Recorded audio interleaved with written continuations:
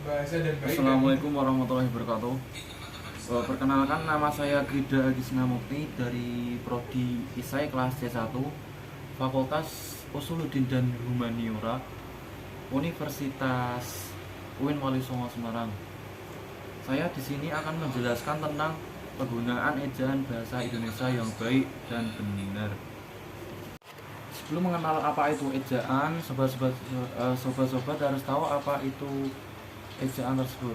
Jadi sobat-sobat harus tahu pengertian tentang apa sih itu ejaan bahasa Indonesia. Dan menurut riset-riset yang saya ambil, ejaan menurut para ahli yaitu yang pertama Yunus Abidin.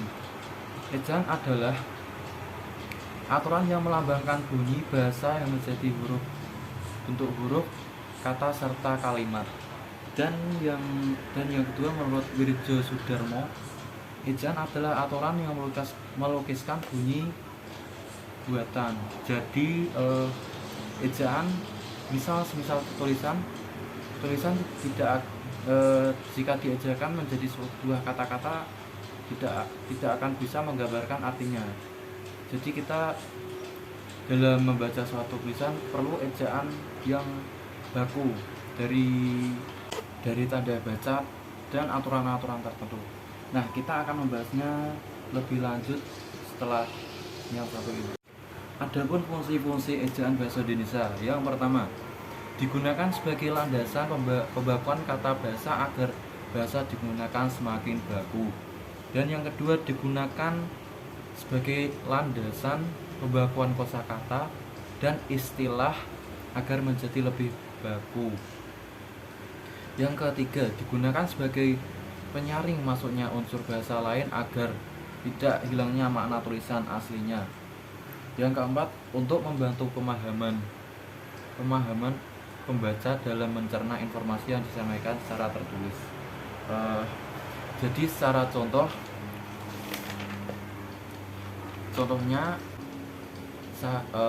saya sudah makan, tanda tanya. Dan yang contoh kedua, saya sudah makan, titik. Nah, dari dua contoh tersebut, yang kalimat pertama menandakan suatu kalimat pertanyaan karena diiringi dengan tanda koma dan tanda tanya. Dan cara bacanya dari tanda baca tersebut membuat ejaan menjadi berbeda dengan kalimat pernyataan. Seperti membuat cara pembacanya yaitu saya sudah makan, dan itu untuk kalimat pertanyaan. Dan untuk kalimat pernyataan, saya sudah makan, gitu. Jadi dari kedua contoh tersebut kita bisa membedakan apa itu kalimat pernyataan dan kalimat pertanyaan. Begitu cara gunanya ejaan bahasa Indonesia yang benar. Dan sahabat-sahabati, ada aturan-aturan yang perlu diperhatikan dalam membuat kalimat ejaan yang benar. Yang pertama, penggunaan kata di.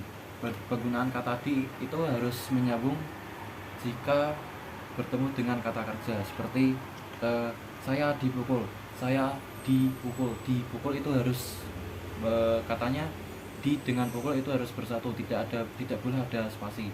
Dan yang kedua, penggunaan huruf kapital. Dan yang untuk penggunaan huruf kapital ini ada beberapa yang harus diperhatikan, seperti huruf kapital digunakan untuk huruf pertama dalam suatu kalimat, dan yang kedua digunakan untuk nama orang dan julukan.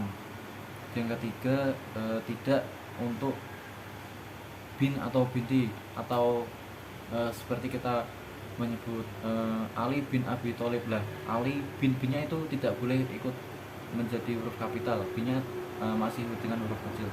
Dan yang selanjutnya, tidak untuk digunakan dengan kata jenis. Dan aturan selanjutnya, bentuk kata ulang. Nah, bentuk kata ulang hanya untuk unsur pertama yang diulang-ulang. Jadi semisal rak buku itu kan banyak, raknya juga banyak, bukunya juga banyak. Jadi cara penulisan kalimatnya, jadi rak buku, cara bacanya gitu, tidak boleh rak buku-buku. Dan aturan yang terakhir, penggunaan eh, huruf miring atau penggunaan kata miring, kalimat miring. Kalimat miring ini biasa digunakan ketika penulisannya digunakan ketika judul suatu kata, terus kata asing, tema, kata ilmiah, dan sebagainya.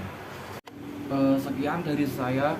Maaf apabila ada banyak kesalahan perkataan atau lainnya yang tidak menyenangkan hati sobat-sobat, karena manusia tidak luput dari kesalahan. Sekian dari saya. Wassalamualaikum warahmatullahi wabarakatuh.